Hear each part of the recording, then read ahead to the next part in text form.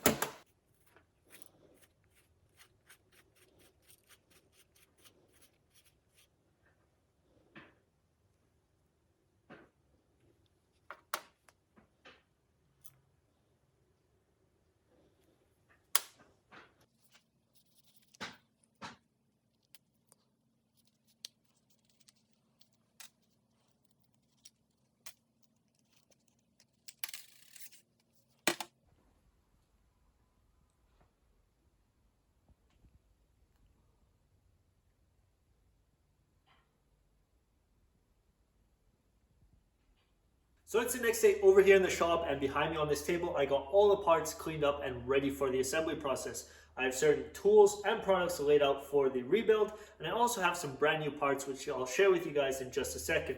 So I'll talk about the tools first of all, then I'll move along to the products. I'll move to the left of the table and share with you guys the parts which I just cleaned up. And then we'll move to the right of the table and I'll share with you guys the brand new seal kit. If you guys would like to purchase this yourself to rebuild your front suspension, check the link down in the description. Now over here by the tools, I already used all these tools to take this all apart, but I'll go through it once more. I have 2 punches, they're the exact same size, and these will fit within the shock absorber pipe. Now over here I also have a 30mm socket hooked up to a 1.5 foot breaker bar. I do not like to use ratchets. A breaker bar gives me a little bit better feel when I want to tighten something properly, so I always use a breaker bar. This is overkill, so if you guys do not have this, you guys can obviously use a ratchet. Over here I have a small pick. This will come in handy to adjust the piston rings for the shock absorber. Then I also have a snap ring plier, a 13mm wrench, and then also an Allen key.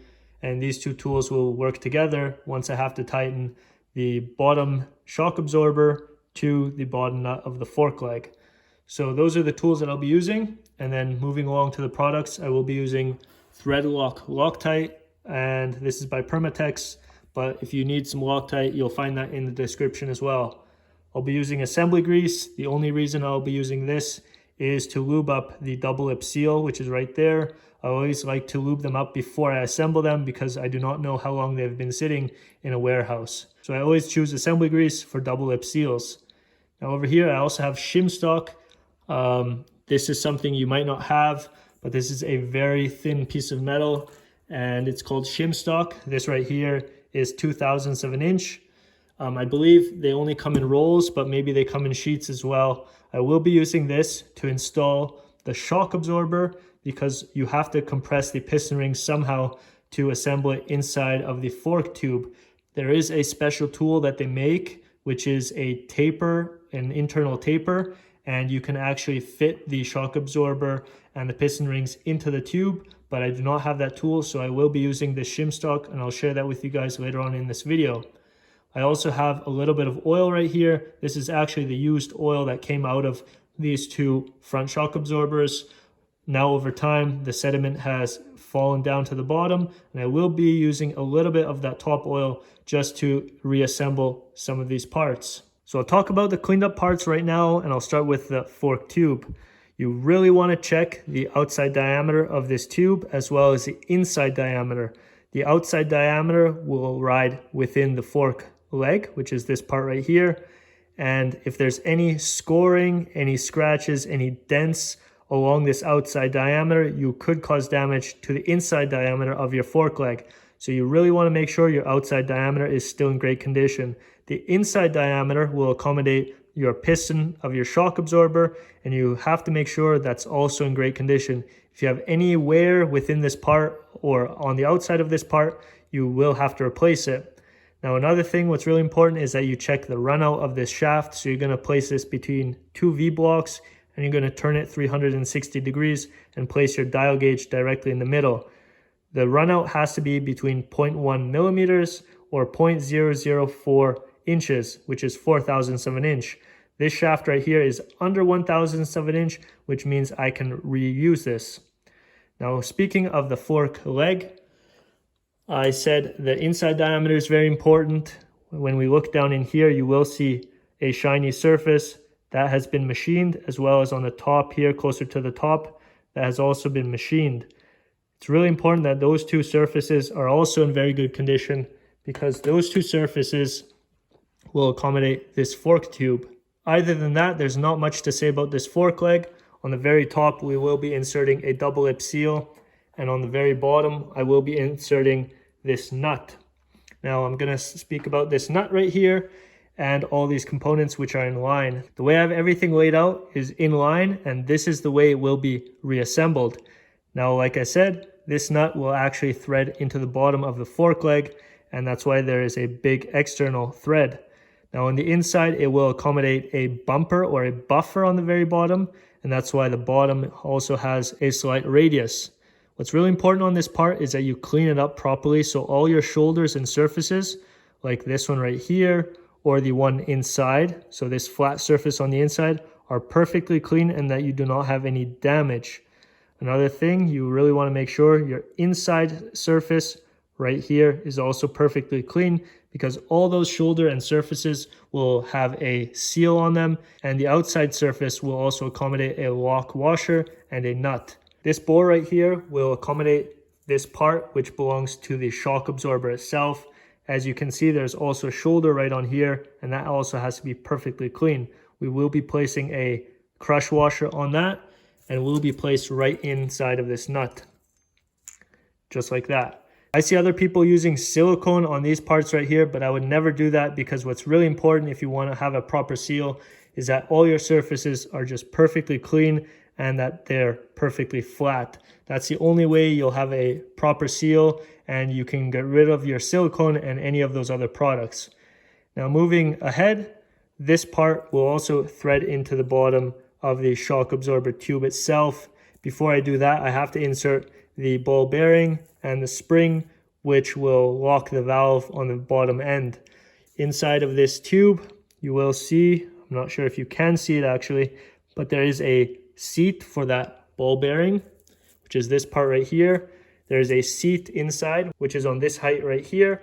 And you really want to make sure that your inside seat is not damaged or it's not gummed up in any way. If it is, you really want to make sure that it's cleaned up, or else this valve will not function properly.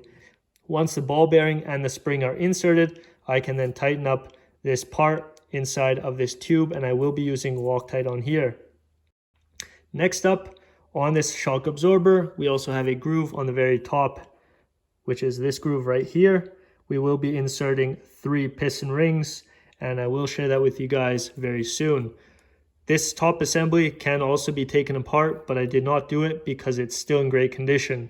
So next up, I also have this nut. This is an aluminum nut, and this will hold the shock absorber inside of the fork tube. There's nothing really special about it. It's just an aluminum nut. Now to lock that aluminum nut in place and to secure it, we also have a snap ring, and this will be the last thing I will place into the fork tube. Now on the far right, I have the brand new seal kit, which came in from EME. If you guys want to have this seal kit, check the link down in the description. I will start from the bottom and work my way up. This is a plug, and this just closes everything off so no debris goes into the bottom of that nut. Now on the inside of the nut, we also have this buffer or bushing, and this will be placed on the very bottom inside of the nut. Then to close off the nut to the fork leg, we also have this copper washer. This will come in handy. Then I also have this crush washer. This will hold the shock absorber to the nut. Next up, the fork bushing. This part was actually not inside of the suspension when I took it apart, so I was actually puzzled where this goes, but I figured it out, and I will share with you guys a quick clip of the service manual. So when we look at the service manual, you will see the spring right here. There is a snap ring. Then we have number 16, which is that aluminum nut on top of the snap ring. And then number 15, that's the part which I just shared with you guys. That's that polyurethane bushing. Number 15 right here, 000384, which is a bumper in this case. But that bushing or bumper will go right on top of that aluminum nut. Thanks to the service manual, I was able to figure out where this bushing goes, and I will be installing it very soon. Next up, I also have 3 brand new piston spring dampers or piston rings, whatever you'd like to call them. We have exactly 3 within this seal kit. Then higher up, which is on the very top of this fork leg, is also a double lip seal. And like I mentioned before, I always lube these up before the installation, and I will be using assembly grease. So that's this double lip seal. On the very top, which is higher up once the spring is installed, this seal right here will actually just go onto this part on the very top. This acts like a cap, and as you can see, I already installed it on this one right here. So this seal will fall right onto there. So as you insert this part onto this nut right here, it will give it a seal on the top end of this assembly. I hope I gave you guys enough information on all the parts which are on this table right here, and I will start with the assembly process right away. But before I do that, don't forget to hit that like button down below if you guys are enjoying this content, and hit that subscribe button if you haven't already, because I will be working on more sub-assemblies of this BMW R60. So if you guys are interested in that, hit that subscribe button down below. But right now, let's dig into the assembly process. The first thing I will pre-assemble is the shock absorber part. What we have right here is the bottom end, and we'll be installing the valve of this assembly. So I have the ball bearing, I have the spring, and I also have this special nut right here. I'm going to grab this now, and I really want to make sure that the thread is perfectly clean and that the seat internally is perfectly clean as well, or else we will have an issue with the valve. Now, the first thing I want to do is I want to grab a small screwdriver or even a stick, grab just a little bit of oil, and I'm going to put a little bit of oil onto that seat of the valve. So right down there, there should be enough oil. Now I'm going to grab the ball bearing and I'm going to place it right down in there. The next thing I'm going to grab is this spring, which will push up against that ball bearing. And I'm also going to grab this special nut.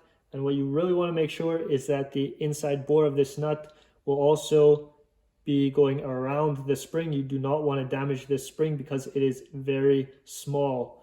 So what you want to do is you want to insert it somehow like this and place it right inside that bore and just thread it half a turn, just like that, half a turn. And I'm going to apply a little bit of Loctite. I do not want to use a lot, just a drop.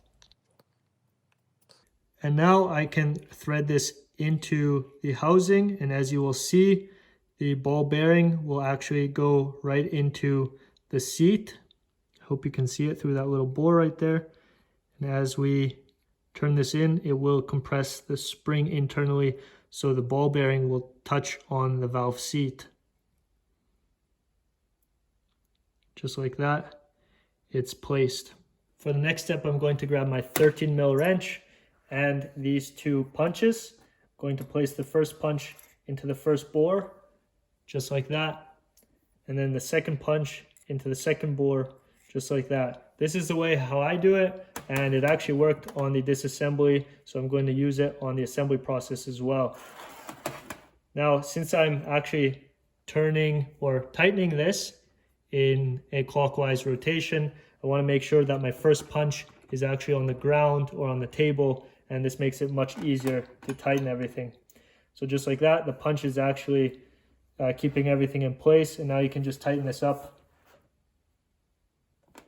And that should already be enough. You don't want to over tighten anything here or strip any threads because this is very expensive. And now the nut is also in place, but it also has a Loctite on it. So I've turned this around, and the next thing I will install are exactly 3 piston rings onto the piston. We will be installing all 3 piston rings into this groove, and we will also have to offset the openings of each piston ring 120 degrees. For that, I also have this small pick. Before I install any piston rings, I will just apply a little bit of oil around the perimeter of this piston so everything is lubed up. I always want to pre-lube everything, and I'm not installing anything dry whatsoever. So I'm going to apply oil in that groove and also onto the piston itself, so on the outside surface, just like that. It actually comes in very handy if you just grab a piece of wood like this, and it doesn't damage any of these parts. If you do have a screwdriver, that works as well, but I would prefer doing it with wood. So now you can just grab 3 of your piston rings and place them right on top of here. Put one side in the groove and just rotate it around the perimeter, and just like that, the first ring is already in the groove. Now I'm going to do the same with the other 2.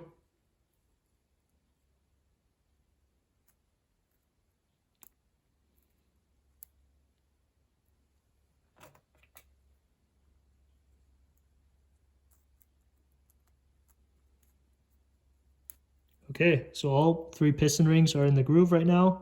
And as you can see, all 3 openings are on the same height.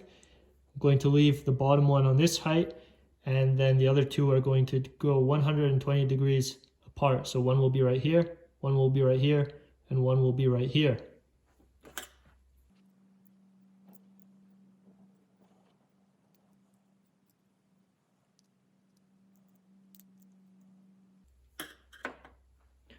Okay. So the bottom one is right here. The second one is right here. And then the third one is right here.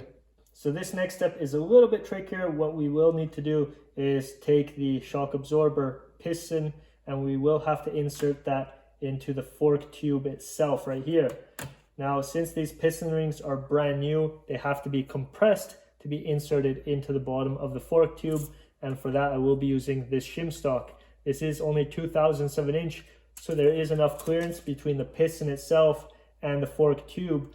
So this can even slide in, but that I can also compress these piston rings for everything to slide in together. So I'll give you guys a close-up view on how I do this, but before I do that, I also want to lube up the inside of the fork tube.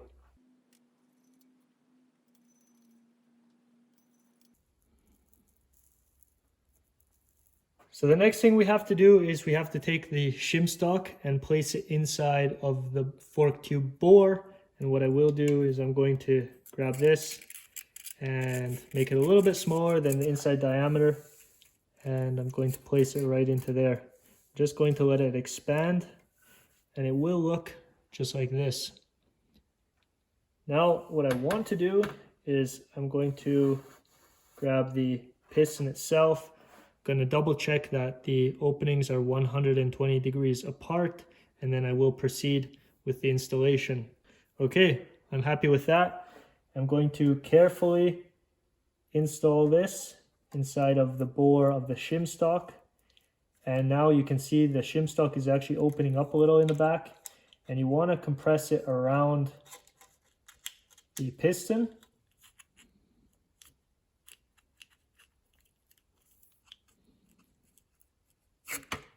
And just like that, the piston is now inside of the fork tube bore, and I can just grab my shim stock and I can just slide it out just like that. Now if I move this a little bit up and down, it's inside of the bore and it actually moves very well. So the next three parts I have to install, one is the fork bushing, then this nut, and then the snap ring. You will notice this bushing has a taper on one side, and on the other side, it actually just has a 90 or a smaller taper. So I will be installing the tapered end first, so it goes into the inside diameter of the fork tube a little bit easier. Then I will be installing the nut and the snap ring.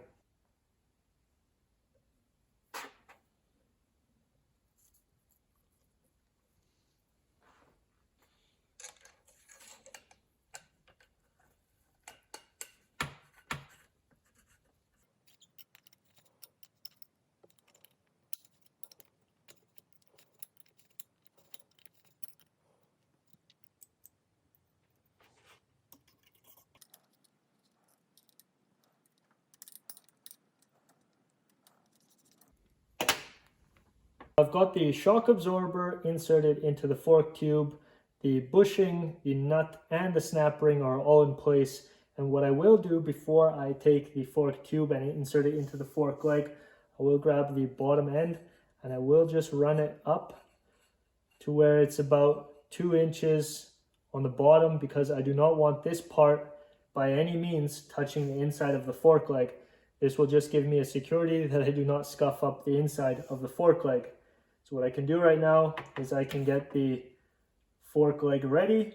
I'm going to double check the inside diameter. I'm going to make sure it's clean, but I will also lube it up with oil. Once again, those two bearing surfaces inside the fork leg will be lubed up. Then I can insert the fork tube.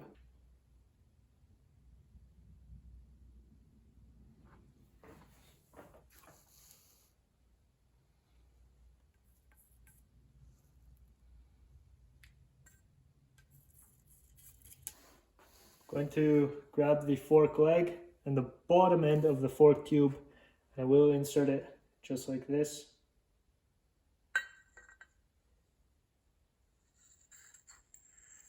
If you put enough oil in there, that should move freely and without any major resistance. If you have any resistance or if you hear anything very bad like scuffing, then you better take this apart. But this here moves freely with 2 fingers. There's no issues here whatsoever. Now I'll leave the bottom portion of this assembly protruding so I can finish the assembly on the bottom end. So I have a couple parts laid out, and the first part I will grab is this bigger nut. We have to insert a bushing inside of here. The bottom end has a radius in it, so I will grab the bushing, and the bottom end has a radius and the top end is just 90 degrees. So I will insert it just like this. Now I can push that down in there all the way. Gonna really make sure it's all the way on the bottom, go all the way around. See, it clicks a couple more times, so that's all the way on the bottom. Now before I assemble this onto there, I will just put a layer of oil onto this bushing just to lube it up. Before I do that, I need to grab this small crush washer. If it's aluminum or copper, it doesn't really matter. Place that right on the bottom, just like that. And now I will lube this up on the bottom end. I'm going to just add a layer of oil.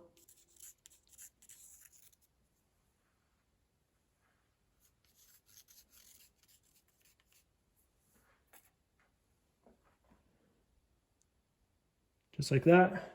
And now I can thread this onto the fork leg. Before I do that, I will have to install the copper ring.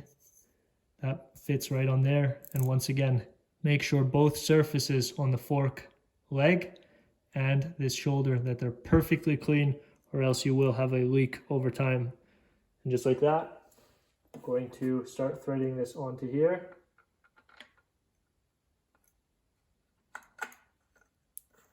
You really just want to thread it on by hand all the way. If it doesn't go on by hand, you have to clean up your threads. So I'm going to thread that on all the way by hand until the copper ring fits right on there. And as you can see on the bottom, we have the nut which holds the shock absorber to this nut. And right on here, I will grab the lock washer. I'm going to place that right onto there, just like that. And you also want to install the nut right on top of the lock washer. So the first thing I can do is tighten up the nut, which is on the very bottom. That is a 13 mil. I will grab this end, place it onto the nut, and I will hold the inside with an Allen key, just like that. I will tighten up the nut first. Okay, now I'm going to turn the Allen key around. I'm going to place the Allen key once again on the table, and I will tighten up the nut around there. There's no torque spec for this, but since there's a lock washer underneath there, you guys can tighten it up pretty good. Just like that. That's now tight, but the bigger nut around the perimeter still has to be tightened to the fork leg. And I will grab this assembly, place it in the vise, and tighten this up with the 30mm socket.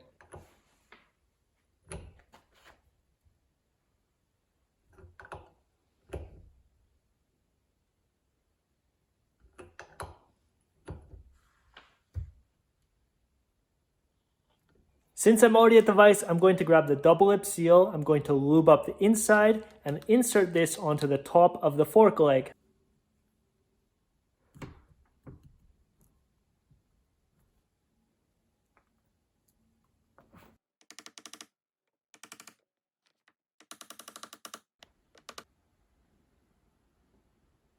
I'm back from the vise, and once again everything is laid out on this table. Before I move ahead and start with the top end assembly, I still have to insert this little rubber piece which goes on the very bottom end of this suspension. This will just close everything off, and it will also look a little bit better on the bottom end.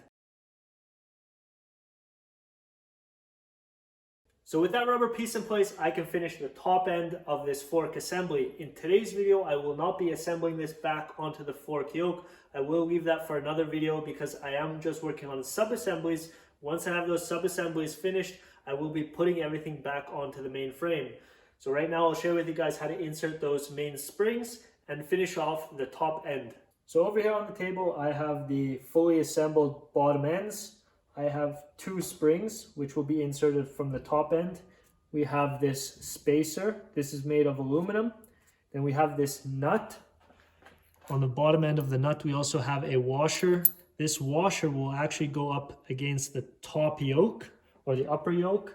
So just take that in consideration. If this will be loose in today's video, this will eventually go up against the upper yoke, and that will follow in an upcoming video. Over here, we also have a cap, and this will close everything off. So these parts thread together just like that. On this cap, we have this fiber washer, and this comes in the kit. So this will be placed right on there like that, and that's our seal. So once everything is fully assembled, it will be back onto here. So the first thing I'll grab is the spring, and I'm going to insert it into this bore. I already have quite a bit of oil in that bore right there, and now this spring has bottomed out on the shock absorber side, which is on the very bottom. Now, as you'll notice, the spring is very long, but that's because the fork tube itself is pushed all the way down. Now I can actually take the fork tube and bring it all the way up. And that's the very top right there. Going to have to rebalance this. So just like that, you will notice the spring sticks out about 1 inch, and that's perfect. Now I'm going to grab this part. Going to grab the washer, place it right on there like that. I'm going to lube up this top end just so we have lube between this washer and the spring. I'm going to grab this part and place it right onto the spring, just like that. But you'll notice the thread is right here, and inside the fork tube, our thread is somewhere in this area. So what that means is I have to push this part down and turn it clockwise so that these 2 parts lock on the threads. And just like that, it's not hard, but it's not that easy either. And now what you want to do is tighten that down all the way. And just like that, you will notice the washer is still loose, but that's because the upper fork yoke will be in between here. Now the next step I can share with you guys is to take this cap with the washer and tighten that down by hand. I finished up with the right side of the suspension, and the left side is exactly the same, so I don't have to share that twice in this video. The bottom end of this assembly is a little bit more intricate, that's why I had to go into more detail, but the top end of this assembly is very easy. Hopefully with this video and with a couple tools, you can tackle this project yourself at home, and with a brand new seal kit, it makes it super easy to swap those old and used parts out of this front suspension. In some of my previous videos, I already worked on the gearbox and I finished up the frame paint job. Now with the front suspension also fully assembled, I can then look forward to put these sub-assemblies back together, but I will leave that for an upcoming video because I still have some other sub-assemblies to work on, like the wheels, I have the engine to work on, and even the final drive. Once I have all those components done, I will then put everything back together. If you guys are enjoying the content I share with you guys, don't forget to hit that like button down below and consider subscribing if you haven't already, because this motorcycle is coming to an end very soon, and I think I'll have some awesome content for you guys. So don't forget to stay tuned, and I'll see you guys in an upcoming video.